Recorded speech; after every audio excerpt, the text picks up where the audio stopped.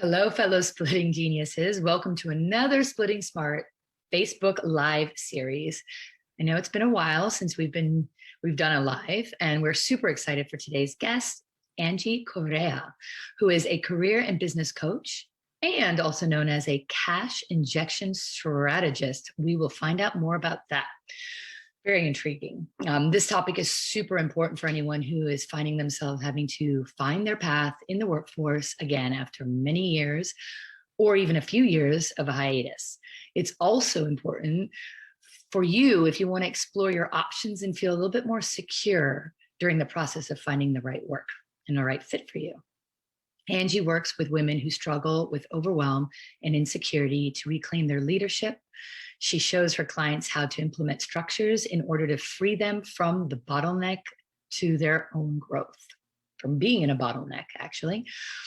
For those of you who are new to Splitting Smart, I am Lila Aiken Ali, a mom, a divorcee, a divorce coach, and the founder of Split.fyi.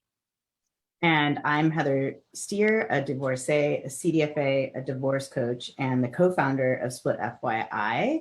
And you'll notice I'm all over the place looking at the screens, but I wanted to mention we are live. If anyone has any questions during this, please throw them into the chat. I'll be monitoring that throughout this, and we'll do our best to get to them before the end of our live. And if not, we will extend and add material to the end of the recording as well. So feel free to go back and check this recording out. Here, as well as on our YouTube channel under our Splitting Smart series.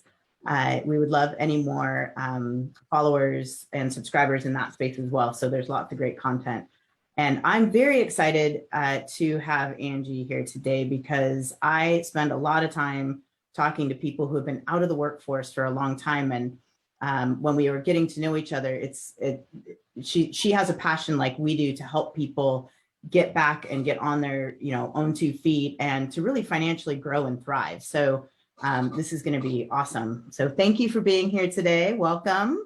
Thank you. Thank you. I'm so excited to get into this conversation. It's like you said, a passion of mine to help other women just find their footing.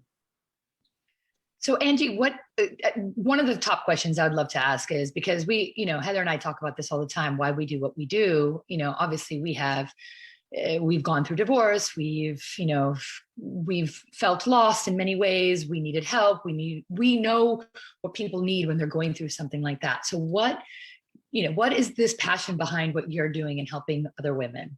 Yeah, such a great question. And I think, I was having this conversation also with some clients this week, and it really is because of the struggle that I personally experienced. So as we've chatted about in the past, I'm also a divorcee, and, getting back into, and I was still working when I got divorced, but it was really looking at, who was I? Did I fail? What else can I be doing? It was income that walked out the door, a lifestyle that I was used to living. We didn't have kids. There was so many different moving parts, but really it's like, throwing it all up in the air and being like, okay, now what do I do now? And that's when I really stepped into, I get to claim my life, my future, and co-create that. And I bet that there's other women that need a little bit of direction and support. And that's when I really was just like, okay, I get to step into this wholeheartedly. And it's been amazing. Well, I mean, that's usually the case, right? Like, the feeling that somebody goes through. And I know that when you're going through a divorce already, there's so much that you're going through and your head is not in the right space. And if you've been out of the workspace for a while, then it's even more of a daunting aspect of, oh my God, I've got to get out there. So I'm now transitioning from either motherhood or just being a wife into all of a sudden now I have to go look for a job and compete with the youngsters that are getting out of university, and where do I start? And you forget skill sets, you forget all these things. So can we walk us through a little bit about like where people even start with that mindset? Yeah, this is so great because there's a bunch of different ways to look at this, but really one of the things that I work with my clients, if they're in that scenario where they've been out of the workforce or they've kind of shifted or pivoted into something else, and then this is all going down and they're really looking at self-preservation, it's it's looking at where are passion points in her life, right? What has she learned since? And then how do we monetize what's going on right now for her? So for an example, right? I had one client, she was going through all of it. She was an ex-corporate executive. She left corporate for a while to go take care of her beautiful son. 3-4 years down the road, she's getting a divorce. She's like, I just left my career. I want to be a stay-at-home mom. Now I have to go back and get back into the workforce. Missed 4 or 5 years of like, really what's going on in that industry. And then when we really got down to it, what she was passionate about was creating birthday parties, like planning birthday parties for other busy moms. And I'm like, yeah, she, like, everybody in her circle knew her for that. And so it's really that simple of like, oh, she was like, can I make money? I'm like, yeah, let's do it. Let's promote it. Let's get you a few clients. In her first week of actually talking about it, she booked 6 parties. Yes. 6 parties. And then she's like, wait, I can actually really do this. Now, wherever it goes from there, it really depends on you, but it actually just opens you up to remembering who you are. I think that was the biggest lesson, is that she remembered that she is a creative being, that people still come to her, that she brings a lot of value, and she can be in service and support. See, and that's, I mean, Heather and I talk about this a lot. And Heather can say her story also, because she was also in corporate. I never was. I was always that creative entrepreneur, always looking for some kind of entrepreneurship role that I can undertake, which is daunting. And for a lot of people who are not in that mindset, to change, so it's a lot of transition. It's like, okay, now I was in corporate, and now can I risk the fact of going on my own? So, and I don't know, talk to me a little bit about like what she went through. Just let's her as an example of. Yeah. So, I mean, you're absolutely right. I mean, I came from corporate and left corporate, after a layoff, right? So this is years after my divorce and then after a layoff. And I'm like, well, I'm not going to go back. Like, that's not where my heart is. And it is difficult. But for her, she was in her like mid to late 30s, kind of figuring out where she was going to go next. And it became what is the right now? Right now, she wanted to still stay and have time with her child. Right now was that she got to earn income to pay for her bills, right? And to start what I say stacking cash, right? It's like you're buying yourself time to figure out what's next. And she ended up continuing doing the party planning, went back to school, and is now in a completely different industry and does the party planning on the side, which I'm a huge proponent of. Is that what we're doing is catapulting you into something so that you have a sense of self, but it is intentional. Right. Because I think what ends up happening is too many women just say, okay, I'm just going to get a job, whatever they pay me. I don't care what it is. I'll start from the beginning again. And then what ends up happening is that they're just still, exhausted. They're resentful. They're not actually doing the things that they want to do or making the money that they want to make. Right. I think that's a great example. I love when you say I'm a cash injection specialist. Yeah. That is such a beautiful example of going out, bridging the gap, earning money, creating enough flexibility and space, because a lot of people going through a divorce are put into a position where they are cash strapped. I mean, you're paying a lot of expenses you weren't anticipating, like attorney's fees and all of that, and just trying to get to the other side, and then put onto a level of support, and either child or spousal or whatever, that isn't going to cover everything. So, I mean, that's so great. It, like Lila mentioned, I came out of my divorce after being home for about 6 years. The industry had definitely changed, but I couldn't relocate. And for my career, there was nothing where I live. And so I really was paralyzed. I'm like, what am I going to do? Like, I have to go and rebuild myself. I was having income imputed in very short order and at a high level, because my history showed that you go through the vocational specialty or the analysis of your background. And I'm like, whoa, I have to start over. Like, there's no way I'm going to get back to that level right now. It was really terrifying. And luckily, I also have an entrepreneurial background, and could go figure something out. But excuse me, a lot of my clients are not are just way more paralyzed about it.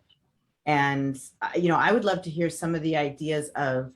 I love the party planning idea. I love anything that sort of is like, hey, what other cash injection strategies? I've had people do DoorDash. I've had people do Uber. I've had people do, Yeah.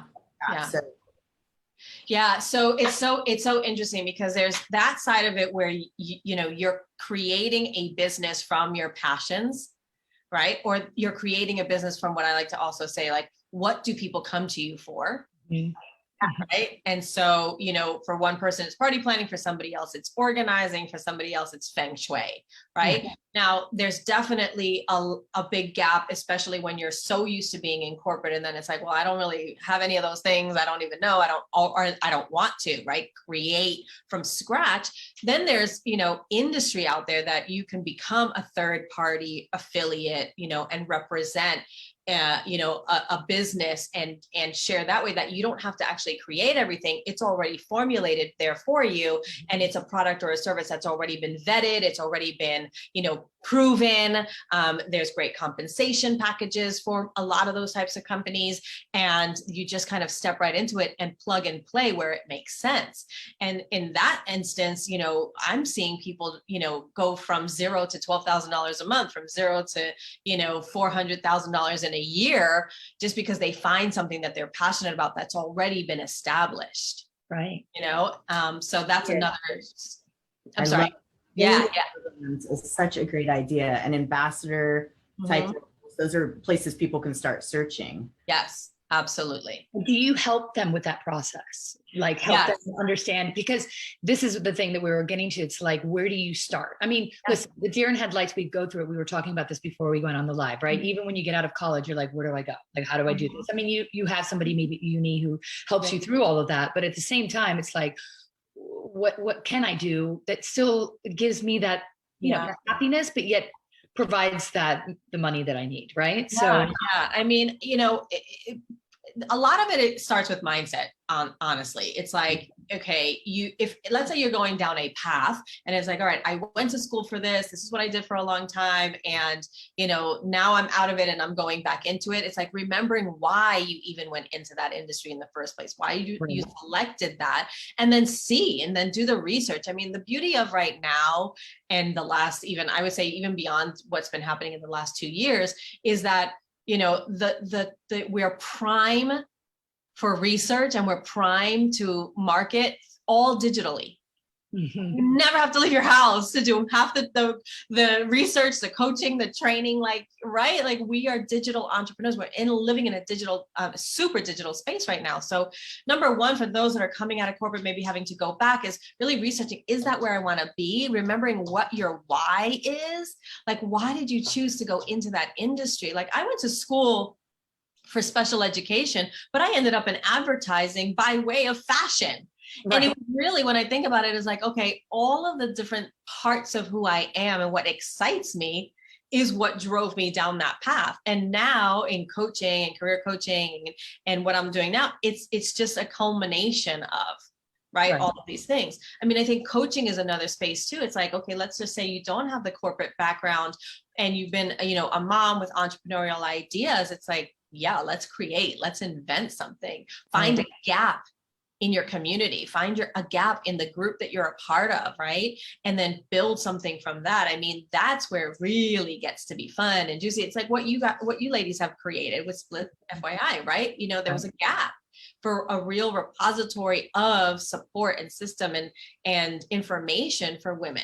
Right. I mean, it's beautiful. Thank you. Yeah, no, I really think it's getting over that overwhelm. And sometimes you really need that person to kind of help you through it. Somebody who can think outside the box, because you're so caught up with how can I ever? And you're also, let's face it, when you get through a divorce and you go through, you're beaten up in so many ways, right? You're not feeling secure. You're not feeling great about yourself. You know, you don't feel like you could just go conquer the world, start a business, go and find work. I mean, that's not in your mindset. I mean, I remember when I was in that position, you know, I had a business that I was running. I had to stop all of that. And then I remember a friend of mine said, can you design my house? I was like, what? You want me to? Like, I was shocked. And she literally gave me this like little bone, like, she's like, I love your style. Just do it. You know, like just gave me the work without me even asking. And I was like, oh God, you know, that was like, but that doesn't always happen. And, you know, and I found out that I actually don't want to go into interior designing, but that's okay. It was like that little cushion that I needed to make me feel a little bit more secure about what I can give and what I can do, right? Yeah. It's remembering. So what you were saying, that remembering your passion, but remembering who you are. Very tough, but there is a process in allowing yourself that time, right? Absolutely. Absolutely. I mean, I think women in general are just so resilient, and we don't give ourselves enough credit. And, you know, now is the time that there's so much more support out there, because we have gone through the ringer, you know, so there's more women like us that are stepping into, listen, I got you. You know, I used to say it all the time. I just wish somebody would just be like, I got you, babe, you know, and I'm like, I got you. Right. I know. Right. And then it's also being able to be vulnerable enough and saying, I don't know where to start. Coming to a Split.fyi and being like, I don't know where to start. What do I do? Finding a coach that can walk you through the process, whether it's the divorce process or starting a business process or just, you know, mindset. Right.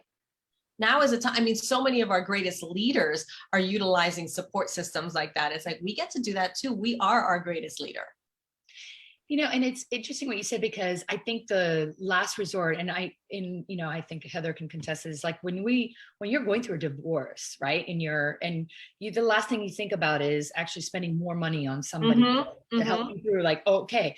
Yeah. But actually it's the best money you're going to spend, especially with a career coach, especially with that, because it's like getting you to the next level where you're like, because you don't have the luxury of all this time to wonder, to do this, to feel insecure, to do all, no, you got to get to that level of, I got to find work. Right.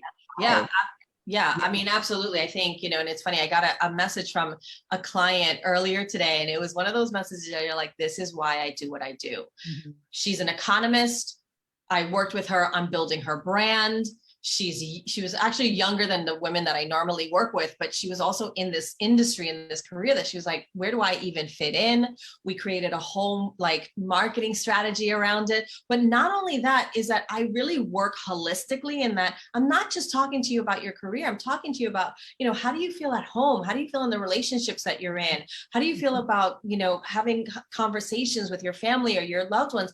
And during our coaching, she actually split up from her then boyfriend, but because she could feel that she wasn't living her life and her purpose. And then the minute she made that transition and was really thriving in the work that she was doing, and then understood also how to negotiate and how to ask for things and how to enroll people, she ended up utilizing those same skills and talents that she was learning in our coaching for her branding and her business.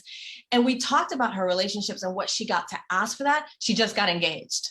Oh, come on. That's amazing. She just got engaged. I was like, what? She's like, and it's because of the work that we got to do together. The confidence. Yeah. Confidence building. I think those first bits of cash injections are so huge. You lose sight when you've been out of the workforce for a long time, how much that feeds your ego and your confidence, earning your own paycheck. And it really is something that is a part of the rebuilding process that's so important.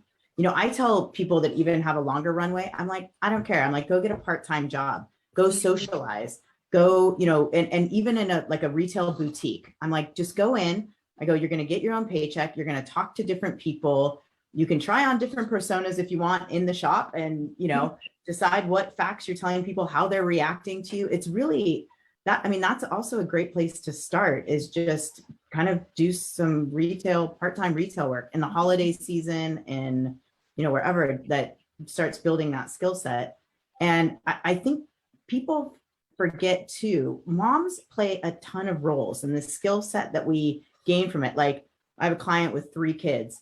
Do you want to know the multitasking and the schedule management and the communication and the logistics and all of that you're functionally doing on a day-to-day basis, that you have no idea that, wow, you could go in and, start as doing administrative work, start being, an executive assistant. You can start doing whatever it is, like, to your point, party planning, like, all of those skill sets translate into so many different jobs, because I think a fear that people have, and I'd love to pick your brain a little bit on this, is, where do I even start a resume?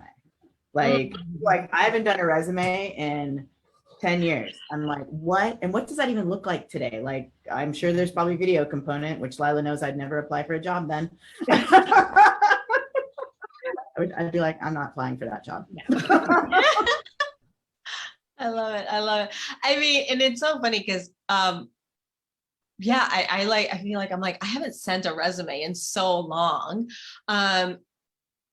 And one of the things that I will talk to my clients about is when you're building that resume, and it's the facts, right? Okay, I worked here, I worked there, I worked here, I went to school there, and I speak this language. That's great. But like what you're saying, all the other things that we're doing throughout the day. So it's like, proficient in organizational, functional organization, right? Like, there are things like that you're like, wait, what? I'm like, yeah, that's a thing. That's a thing. Managing 3 kids is a thing. Okay. Yeah, right. It's like, that is a functional task that a lot of people do not have. And so we get to play. It's really a play on words. It's how do you take the things that you're doing every day and apply them to the type of work that would be within an organization if you're going that route. Right. Or if you're creating something that bridges the gap for someone who's not proficient in that, right? Like Excel spreadsheets. There are people out there that have started businesses that all they do all day is Excel spreadsheets because they love it. Yeah. I'm like, get that thing away from me. Not me, right? There's people that have, organized closets.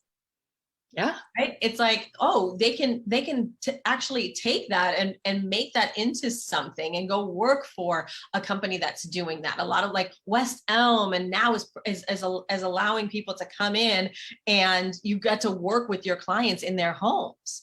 That's and help decorate and do things like that. The closet, all these different companies that are out there that it's like, even if they don't have it, it's going in there and saying, listen, this is what I'm really, really good at. And I think you should offer this to your clientele. Yeah. We can do it that way too. So that's brilliant. It's like taking your OCD-ness and saying, okay, don't call it OCD. Yeah, exactly. Let's spin the words and then make it to it's totally true. I mean, I wouldn't even know where to begin sometimes with the organizational skills. Oh yeah, no, I need to do. Right. But it's so true. And it is such a skill to have that we underestimate all of that stuff. I mean, I love that. Yeah. I love that, like the play on words, understanding how to really look into what you actually do as a skill rather than just something you do. Because that's, especially as moms, especially as women, we're just like, well, we just do it. We don't think about it. At the end of the day, sometimes I'm like, I can't believe I just made it through that day with, you've got work, you've got people calling you from the school, then you've got other parents calling you, all these things, you're pulled in 100 different directions, your child calling you for something else. You're like, oh my God, and it really is. And you get through it, but you don't realize you're like, actually, that's pretty much of a skill to get through. Yeah, it really is. And the other thing that I also, kind of focus on is so for me, it's like, I'm shrinking the timeline of when you start, from, I don't know what's next to let's create something, right? So I'm shrinking that. Others get to do that too. Mm-hmm. How long is it going to take me to organize my home? It'll take me months, and it has, or I can hire somebody and have them do it in 6 hours. Completely. It's worth it to me. Yeah. And so a lot of people that are out there waiting for you to do that, right? And it's like, I remember years ago, all my friends, we would all get together in different, each of our apartments in New York City and organize each other's closets. But it was like to grab what we wanted. And now what do we have? Designer resale everywhere, right? Thrift stores. We were thrifting our own closets. It's so true. Well, and there's actually a lot of online shops that you can start. That's another cash injection opportunity. When you do have this wardrobe, and particularly transitioning out of COVID, where you're like, I don't wear all those heels, I don't wear, whatever, that you can actually start, putting things out there. I have a girlfriend that finds things on eBay, gets them, and then puts them back on a different, thrift website. And she has an eye for it. Yeah. That's what she goes and does. Yeah, I have a friend that she has her own children. She adopted 2 more little boys. She used to have a retail store that closed down during COVID. She started a Poshmark store and now has something like 75,000 followers. These people would have never been walking through the doors of her store. Right. So circling back to what you said, initially, this whole digital world that we live in it's created actually a lot more opportunity. Exactly. Not to be fearful of. And that's the thing, especially on women, women in our generation, maybe the youth, the 20-year-olds who we're not really talking about right now, they might be more confident in it. It's getting confident in our age group. To actually be okay with the fact that, let's embrace this digital world. There's so much opportunity in that. Absolutely. Yeah, absolutely. I mean, it's so funny because I started in the digital media space, 15 years ago, and, some big name .coms, and to see where it's all evolved to and how people are maximizing the opportunity. Yeah. Anything and everything. There's one woman who's teaching how to make succulents. Like, what is she? She's calling them, like they're succulents in pumpkins. I don't even remember what she called them, but I'm like, her whole entire Instagram is just that. And I'm like that's what she's selling. It's amazing. Like when you she is completely passionate about succulents. And I'm like, oh, wow. Okay. But that's a niche market, and that's when that's it. Like, that's all she does. Right. Well, at least there's no confusion. It's the hardest bit when you go to someone, you're like, what are you doing? At least you know what she's doing. Yeah, she's making huge arrangements. She's telling how to do it in every single way, shape, and form. And I'm like, that's it. And it's after a relationship, after all the things. Like, it's wild. It's wild. But I think it's important that people don't take for granted something that they're passionate about and love to do for free that other people would want to pay for. So I think Lila is an amazing decorator and I'm terrible. So I pay people to help with that aspect in my life, but it would never cross Lila's mind that she would want to monetize until her girlfriend came to her and then figured that's a tough space to work in. Right. But like the pumpkin succulents, we did those for a fundraiser. And I had friends coming to me afterwards and saying, oh my God, would you make one of those for my mom? Like, I'll give you like 60 or 80 bucks. And I'm like, the pumpkin's $5. I grow the succulents in my yard. And but I was like, I totally could do this as a side hustle. And I love it, and I'm passionate about it. Like, it didn't even cross my mind. Like, I started just giving them away. And those are funny things that we don't think about that, you absolutely can make money doing. Yeah. And I think that the other thing is not only that we can make money doing it, but we can make a lot of money doing it. Right.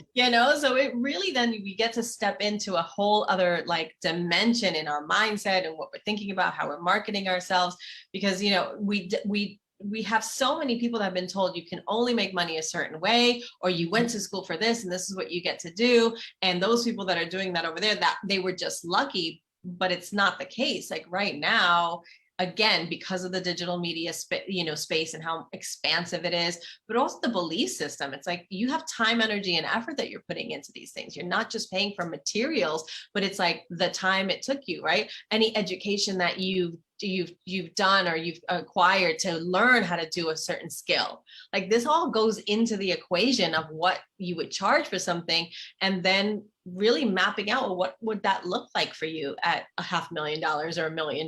Like I go big, right? I have a woman that's, she's an organizational CMO. something, yeah, CMO. But her passion is painting. She has her whole entire studio set up, her whole home, but hasn't even started promoting. And she could charge really good money for her painting and her work. Yeah.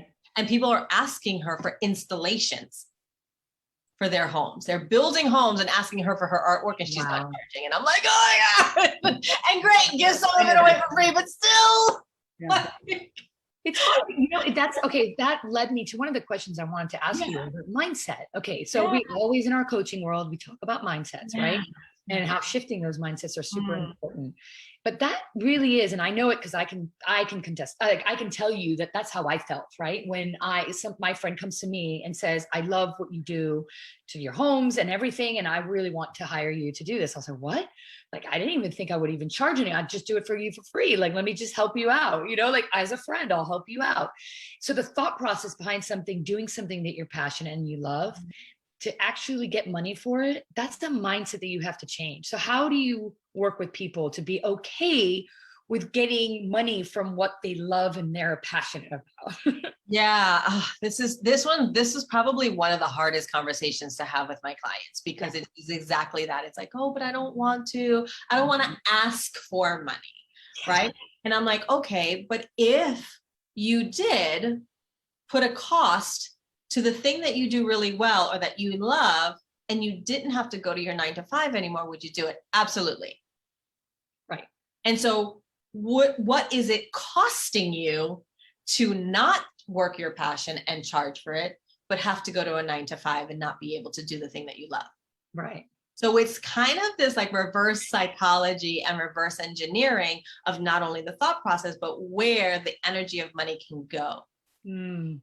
So it's a much longer conversation, but the other thing on top of that, to shrink even that conversation, is to say, there are people out there that are doing it and charging a lot for it. Yeah. Like after the succulent lady, I was like, okay. Like the pumpkin thing, I was like, okay. There's anything and everything you can do. And it's true. It's so true. And they charge a lot for it. Yeah. 100%. And so we find the proof. Yeah. Proof. You can't deny proof. But it's I don't know if it's a For self. Sure. But it's like, but that's my stuff, right? Because you're creating something. Yeah. Or, but it's no different. And I really do. You have to remind yourself, it's kind of like no different than when you're going to work and creating work, or whatever you're doing, even if it's for a third party or some other component, you're still doing that. So, well, it's the separation. The conversation really becomes a separation of of the value, right? Of your time. Right. That's interesting. Right. It's a separation of the value of the time that you're spending for someone else. Right. And so how would you feel doing everything that you love and that being your work? Yeah. Right. And getting it to a point where either A, you have somebody else doing the sales for you, or whatever that looks like. But once you can separate from that, like, what does society say about getting work, about getting paid, about earning income, about leverage, about residual? Like, there's all these different conversations that can happen. But if you could truly do what you are passionate about, what is that worth to you? Because the worth is not monetary. It is my sanity. It is my spirit. It is my creativity. It is my relationships with others. Like, it's so much more in value to your life. You're so right. And so you're not looking at it as money. Okay, go on. So I want to shift gears just a little bit, because I don't know that everyone out there is going to be afforded the benefit of going out into the entrepreneurial space necessarily, because there are things like you have to consider benefits and healthcare and all those real world things. So I'm curious about, and because I have not gone off on a job search in many, many years. So I'm curious, where do people look these days for job postings, types of companies? How do they figure out companies that are more family friendly? Working mom friendly, or where you're the more primary caretaker. I have a lot of male clients that also have to shift back, stay-at-home dads. So this goes across both parties for sure. Yeah, I mean, the number one, I always think of LinkedIn. Right. LinkedIn is the best place, going in there and just being like, okay, you can put alerts on actually in LinkedIn, and you can select categories and skill sets and types of jobs and job titles, so that you're constantly getting alerts of like the types of jobs that would match your resume. Obviously, you're putting that in there, so it's a digital resume, so it kind of, aggregates different things that are appropriate for that. Another great thing, which is happening right now, and I feel like something came up the other day and I get to find it, but you can even do a Google search, like top 10 places to work for moms, top 10 places to work for single moms, top 10 places that are family friendly, that work with your schedule. Like, there are now companies that are actually utilizing branding experts to make sure that the word gets out, that they're a great company to work for, especially if you're a working mom or you're, you're whatever your situation. Yeah, anything. And so those two things, like really Googling, like, I want to work at a place that, values women, values stay-at-home moms, or whatever that is, or that allows you to have flex time. Like, think about everything that you want. I think sometimes what happens is that we don't think it's available or possible, so we don't search for it. Or we don't ask for it. Yep, totally agree. Until you ask, you don't know. Mm-hmm. So a company can say no. Well, I mean, I'd be like, then don't take the job, right? Like, if you ask and then they're like, no one's ever asked us before, but this is something that we're moving into, it could spark something. But a lot more companies are being that much more flexible with time and with situation circumstances. So between LinkedIn and just Googling like articles about the best companies in your area, best places to start. That's great feedback. I did hear from a couple of friends that work for large corporations in my area that with COVID, a lot of companies had to get a lot more flexible because people's kids were at home, no childcare, which you would typically have. They were going into offices previously. And I do think that that could be a really great silver lining, that some of those ecosystems that didn't exist before now are out there. Yeah. So I think that's great advice. Just ask, simply ask, find out, see what works for you, and get creative. One of the things, and we'll put a link to it, is people say, well, I'm going to make less money than I'm going to be paying the nanny or the driver or the after school care program or the whatever. And I'm always like, well, but you're working the 6 hours while they're in school and you're earning that money. And it might be you're bridging the gap for like 2 hours. So you're still ahead and you're building a skill set and your resume back up, and then hoping to get promoted and grow within an organization.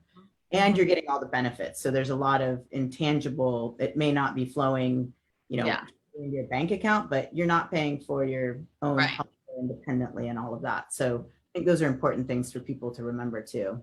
Absolutely. Absolutely. And I think the other thing that companies that I've seen as of late as well is, and maybe more so, well, I don't know, there's some like, still family wholly owned, and then there's, traded, but is they might have other additional perks or affiliations with other companies or different types of services, that anything that's not within the corporate structure, they still have access to. Right. So, I mean, when I worked at a big media company, and we had access to amusement parks. At a discount. I'm like, that's huge, right? Like, I was able to bring my sister and her 2 kids, and and we went, and it was half, if not a third, of what anybody else just walking up to the gate would pay. Because I had that access. Assistance programs. EAP. Always look, if any of you are employed out there already at a company, look at that. People forget to look at it. Some campuses have childcare on campus. When the time goes to going back into the office, there's those options to look at. I mean, I have a client that worked for an advertising agency that worked on an automobile account, and she got discounts on the car. That's amazing. So it makes your life even affordable in that respect. So maybe, it's exactly it. And you have to look at it as a growth. I mean, like what Heather said before, it doesn't really matter that, yes, you might be paying your nanny or your babysitter for a couple of hours or whatever it is. But at the same time, you're growing and you have the other perks like that you get to have, that you wouldn't get to have. And all of that is overwhelming, vacations, cars, all of that. So I wanted to ask you, because I know we asked you earlier about books, and you had mentioned 2 books, which I haven't read either one of them. So can you can say the 2 books, or Yeah. Yeah. So one of the ones, well, both of them are just super phenomenal, but one is the compound effect, and the other is the law of divine compensation. Right. So tell. And the law of divine compensation, I'll start with that first, because I think that addresses what we've been talking about. It addresses the mindset, and it addresses our worth. It addresses the things that we get to do in the world, and the decisions that we make that are financially, they have financial implications, which is basically everything that we do in our life, right? And how we relate to money and income and all of those things put together, right? It's really an energetic experience. And Marianne Williamson, I highly recommend to get that one on audio. Me too. I highly recommend to get that one on Audible. Because of her voice. Because of her voice. Oh my Lord. I know. Just like, I'm a big proponent of story and storytelling, and I just love hearing how she walks through the stories and her inflection, and it goes up and down, and even when she slows down, and it's just an absolute, and it's such an easy listen. And sometimes what I'll do is I'll also get the hard, the book, the actual book, and read along and highlight and take notes in the book. And then the compound effect by Darren Hardy, what I enjoy about that is that it, for me, created a very kind of like, it's a very pragmatic way of thinking. You make a decision, you have a result. You make another decision, you have a result. It's cause and effect. Mm-hmm. It's simply cause and effect. So if we take out the emotion, and if we take out the attachment to the result, right? And we are just making decisions, and we know that the decision that I wake up in the morning and I go to the gym has one result. The decision to wake up in the morning and hit the snooze button has a different result. Right. That it is just my decision, and I am 100% responsible, and that will compound every single day with every decision, right, daily basis. Then we can, very matter of fact, make a different decision. And that in the decisions that we're making, we're also creating an attraction. So then he gets into, I believe it's in chapter 11. And I remember this because, again, I listen to the audio and I have the hardcover and I take notes. But when we're making the decisions, let's reverse engineer. What do I want my life to look like in a year from now? What do I want my finances to look like? What do I want my relationships to look like? And I put my clients through an exercise that's similar, and scaling and kind of evaluating where you are and where you want to be. And then, okay, so if I want all of these things, does staying in bed until 9 o'clock work to get me there? Right. And so then you're really creating correlations to then know what your end result is going to be. And so, he does a beautiful, he tells a beautiful story about how that's how he attracted his wife. He's like, if I want this kind of a woman and this kind of a partner, what kind of a man will attract her? I like that. I really like that. And so, and I think the reverse is true too. Who do we get to become in all of our femininity, in all of our resilience, in all of our resourcefulness, and all of the everything, to really then move into the next half of our life, whatever that looks like, whether we want to be in relationship or not, but we get to decide and then take the action for ourselves, not for anyone else, to have the cause that we're looking for. Love it. Absolutely love it. Great books. Funny enough, I've read almost all of Marianne Williamson's books, except for that one. So I'm very excited to dive into that. So both of them. Yeah. Love that. And then we asked you, I know earlier, a quote. So do you want to share one of, and it could change, it could whatever quote you feel like our audience needs to hear? Oh my gosh. So I love the quote that I sent, but now I'm like, I don't have it in front of me now. I can say it. So I don't want to get it wrong. I have it written down. It's feminism isn't about making women stronger. Women are already strong. It's about changing the way the world perceives strength. Anderson. Right. So, I worked in a highly male-dominated industry for many, many years. Even though I was on female teams, even though we were focusing, the category that I was focusing on was actually in the women's market. We got judged for the same characteristics, behaviors, decisions, completely differently than men. Yeah. And This is no attack on men. This is no attack on anybody. It's just, it was an awareness that I had. And the fact that we are strong no matter what.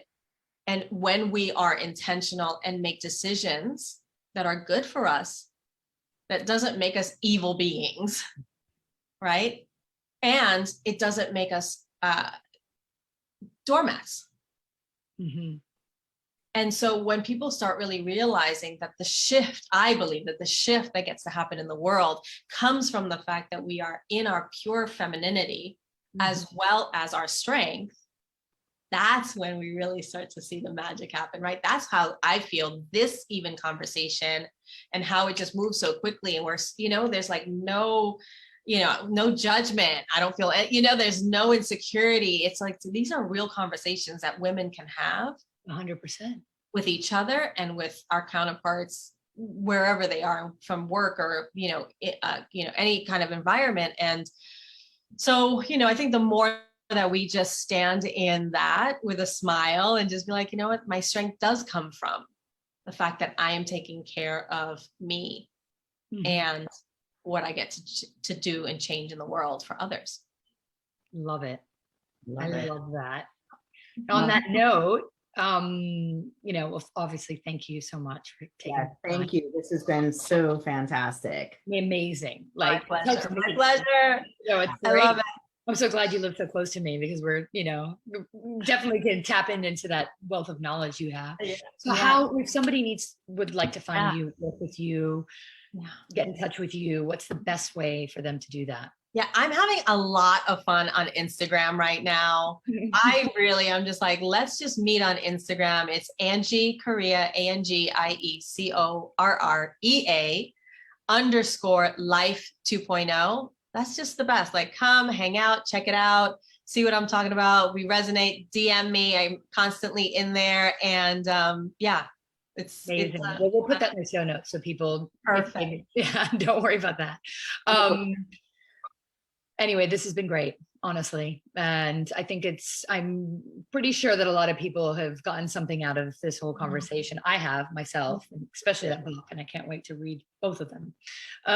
So thank you. It's been such a pleasure, just having this conversation, getting to know the work that you both are doing is amazing. And, I wish I had it when I was going through mine, but I know that now it's here and I can refer and recommend people to this as well, because I think it's critically important that we know that we're not alone. 100%. Thank you. Yeah.